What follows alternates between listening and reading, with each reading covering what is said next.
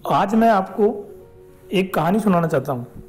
एक कहानी दो सहेलियों की, कोमल और प्रीति। कोमल और प्रीति दोनों एक ही स्कूल में थे, एक ही क्लास में थे। कोमल एक एवरेज स्टूडेंट थी और प्रीति वॉज क्वाइट इंटेलिजेंट। 11th का एग्ज़ाम हुआ, दोनों का रिजल्ट आया। कोमल अकाउंटेंसी में फेल हो गई और प्रीति, क्योंकि वो ब्राइट स्टूडेंट है, शी स्कोर्ड मोर देन 85%। अब कोमल के पास या तो 11th रिपीट करना था या अपनी पढ़ाई को वहीं विराम देना था। लेकिन उनके किसी रिलेटिव ने उनको NIOS के बारे में बताया कि आप 11th फेल हो गए, कोई बात नहीं, आप NIOS में एनरोल करके आप डायरेक्ट 12th दे सकते हैं। आप कोशिश कीजिए, फिर मेहनत कीजिए और आप 12th पे फोकस करें।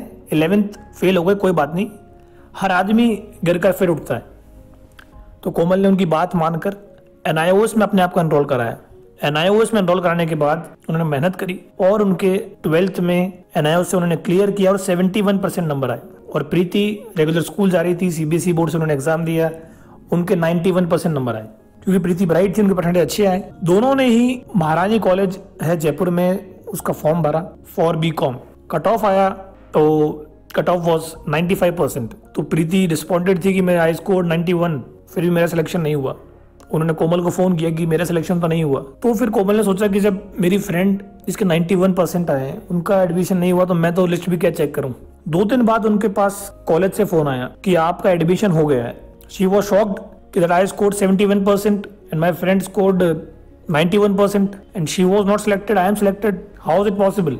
तो कॉलेज वालों ने बताया कि हर बोर्ड का एक परसेंटाइल निकलता है और उसी के अकॉर्डिंग आपका जो 71% है was counted as 96% and on that parameter you are selected. अब आप सोचिए, 1 साल पहले जाते हैं, अगर कोमल 11th में फेल नहीं हुई होती तो क्या वो NIOS के ऑप्शन पे जाती? नहीं, NIOS के ऑप्शन में गए और फिर उनको महारानी कॉलेज मिला। तो कभी कभी हमें भगवान कुछ इंडिकेशन देते हैं, हमें वहां पहुंचाना चाहते हैं लेकिन रूट चेंज करके। लेकिन सब बच्चों के साथ ऐसा क्यों करें? जो बच्चे 10th के बाद ही कुछ अच्छी अपॉर्चुनिटी में जाना चाहते हैं, जैसे किसी अच्छे कॉलेज में एडमिशन लेना चाहते हैं, उनको अगर ये परसेंटाइल बेनिफिट मिलता है तो पहले ही क्यों ना NIOS को चुन लिया जाए, क्यों फेल होने का इंतजार करें। तो इस कहानी को लोगों तक पहुंचाइएगा ताकि वो भी जागरूक हों। नमस्कार।